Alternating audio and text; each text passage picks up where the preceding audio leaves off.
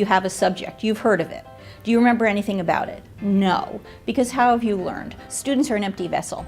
We're going to fill them up. Then we'll have a test. Then you spew out what you knew. If it matches what I thought, great, that's an A. I'm passing the test. This is not the way that I teach, right? When I teach, I am looking to bring out what students know and have them share it together. And ideally, a class is a shared experience. We are all alive in the same spot, and therefore we should be really trying to get everybody engaged in working together to create more knowledge than each of us would know on his or her own. And I learn from the students, I learn from their insights, and I especially learn from the insights of students who aren't already history majors. You know, when people take a GE course, it should be able to clear them out of information that can't possibly be relevant. When we teach natural science, it's based on the scientific method. Now, one of the hallmarks of the scientific method is we could be wrong.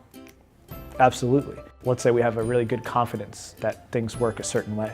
You know, if I was teaching astronomy 1,000 years ago, the first thing I'd probably start with is the Earth is the center of the universe and everything goes around that. But if new data comes up and can disprove one of our ideas, then we have to abandon that idea. And so we have to change our ideas. Not all knowledge is set in stone. And that's a good thing, because our knowledge is going to improve over time. It's not a shortcoming of science, it's one of the hallmarks of it. The fact is, sociology is going to teach students something about the world in which they live. You're going to be investigating information no matter where you are. You're going to have to process information no matter where you are. You're going to have to know what to do with it once you get it.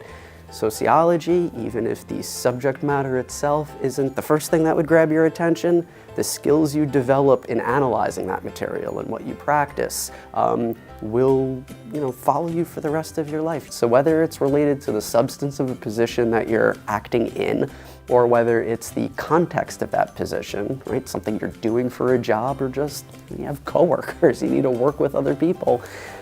Sociology, at least for me, gives us some of the best tools to figure out how to navigate through that and around that.